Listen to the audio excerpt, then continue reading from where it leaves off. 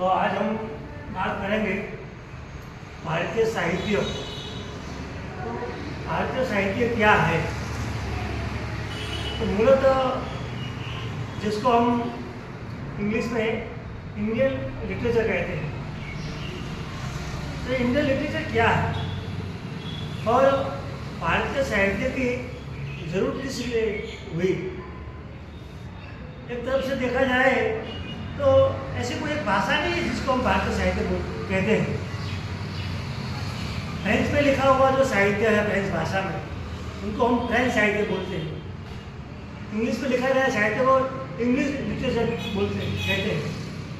लेकिन जब हम भारतीय साहित्य ऐसी बात करते हैं तो ऐसी कोई पूरा कालखंड हम देखिए भारत का, तो कोई एक भाषा है ही नहीं। अलग अलग भाषाओं में साहित्य लिखा गया है। तो अलग अलग भाषाओं में साहित्य लिखा गया है, फिर भी हम उसको भारतीय साहित्य ऐसा बोलते हैं।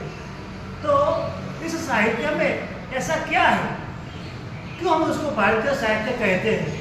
ऐसी कौन सी बात है जो सब जगह एक है? क्योंकि कश्मीर से कन्याकुमारी तक और गुजरात से लेकर पश्चिम बंगाल तक पूरा का पूरा जो कालखंड है, जो भूभाग है, इसमें कई सारी विविधताएं हैं।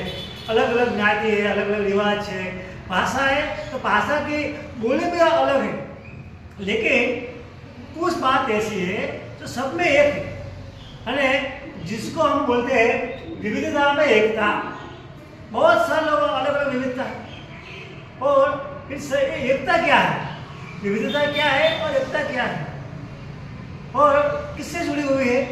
तो जो हमारी आध्यात्मिक परंपरा है, ये धर्म की बात नहीं है, आध्यात्मिक की बात है। धर्म अलग बात है और आध्यात्मिकता अलग बात है। जरूरत पड़े तो हमारी जो आध्यात्मिक चीज है, एक सामान्य बात है कि जो उत्तर भारत में जन्मा हुआ व्यक्ति तो बोलता है कि मैं मेरे जीवन काल में एक घड़ी ऐसी आए, मैं रामेश्वर जाऊँ और वहाँ रामेश्वर का दर्शन करके मैं धन्य हूँ।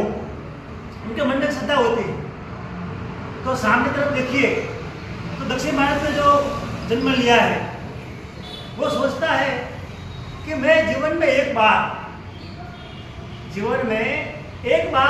मैं गंगा में स्नान करूं और मेरे जीवन को धन्य करूं। तो ये हमारी आध्यात्मिकता है। हम जिसको अभी ये पवित्र श्रावण मास चल रहा है, भगवान शिव की हम